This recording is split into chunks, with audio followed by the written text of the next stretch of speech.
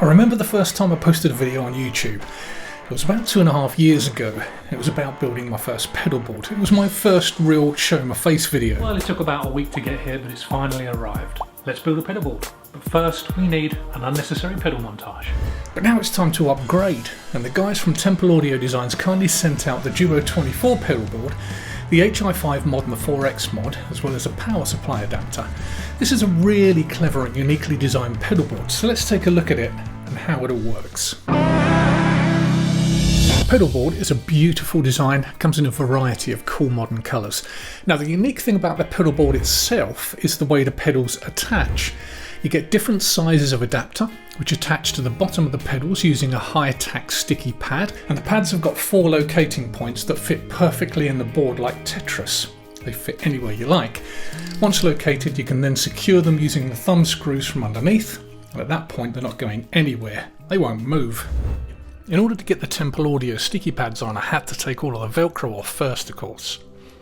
Now these sticky pads come in 3 different sizes, small, medium and large, as you can see on the screen there, so they will fit like the little mini pedals, as well as any normal size, regular size pedals, all the way up to like a larger form size pedal as well. And once you've got it attached, I just like to line things up. There are 4 locating points which you can then put anywhere on the board because they fit in those little holes, so you can actually just put them anywhere. Then at the back there's just a thumb screw that you need to screw into the pad from underneath, and it's easy as that to attach it to the pedal board. The pedals I'm going to put back on my pedal board, and I did think about it because I've got quite a few pedals, but I always start with the EQ and then I go into a compressor, into some overdrives, and then snake it round to some effects like tremolo, reverb from time to time, and a delay pedal as well. Now something to note, you're going to want to start on the right hand side and then sort of finish on the right hand side because that's where all the connections are going to be. There are plenty of access points to feed power cables through, and that brings me nicely onto the Ciox HI5 mod.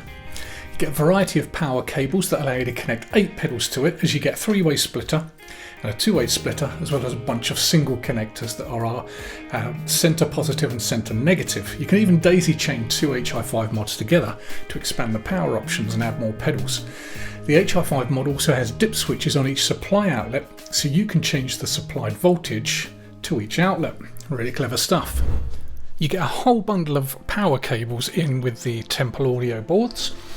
This particular one is a 3-way splitter, so once I connect that I can then power 3 different pedals from it. This one's a 2-way splitter, and this is obviously going to power 2 pedals, so between the 2 outlets there I'm able to power 5 pedals. The other 3 outlets are going to be single because they're the only cables I had, so in total I'm going to be able to run 8 pedals on my pedal board from the HI5 mod.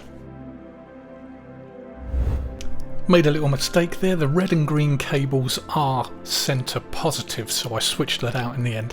One good thing about the HI5 mod is that you can switch any of the power outlets from 9, 12, 15 and 18 volts, and you can also link 2 mods together. One thing I did notice when I was putting the power cables in is just check the lengths of the 3-way splitter, the 2-way splitter and the single power cables, because obviously you're going to need to run it from the right hand side of the board, which is where the HI5 mod is, all the way over to the left to power your pedals over that side. One last thing is to do the tidy up, and I just used the twist grips that came with the cables from the box. Now let's patch it all up. I did notice, because I've got some 6-inch patch cables and I've got some 18-inch patch cables, and what I'm going to need to do is figure out which ones to use, because I'll show you here from the EQ pedal round through the compressor and back to the tremolo is the path you want to follow, because the 4x mod is on the right hand side of the board. So one thing to be aware of is, doing it that way, you're going to need some 18-inch patch cables or 12 to 18-inch patch cables and some 6-inch patch cables. Luckily I had both. I did have to order another couple of 18-inch patch cables to finish the board. And of course, once you've finished the routing, the last patch cable that you're going to use is going to go from the first pedal into the 4x mod, because that's where you're going to plug your guitar in, and that's where the whole circuit of your pedals starts, if you like. Then of course you need to do the same thing again from the last pedal in the chain. In my case it's the tremolo, and I need to come out of there and I need to go into the 4x mod, because that is then going to go out to my amp.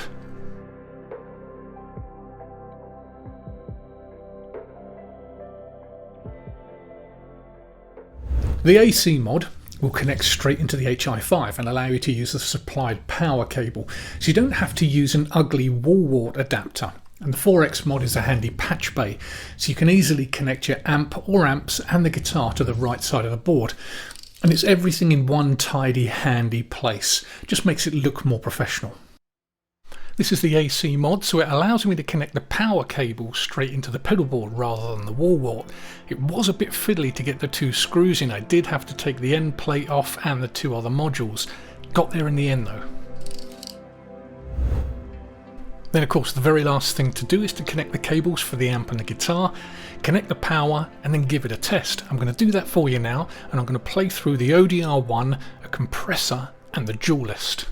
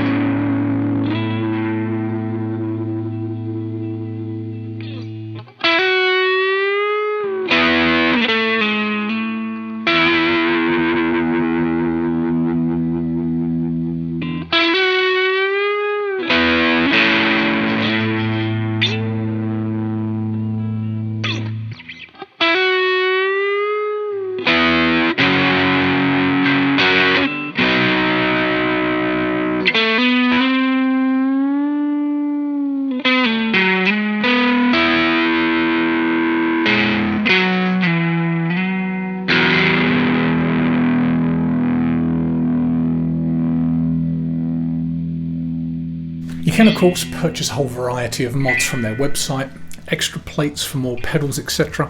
If you're a gigging musician, this concept is going to be invaluable.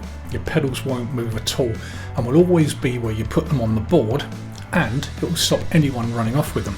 Such a solid and well thought out design. More info can be found over at templeaudio.com, and I'll see you guys in the comments. Cheers.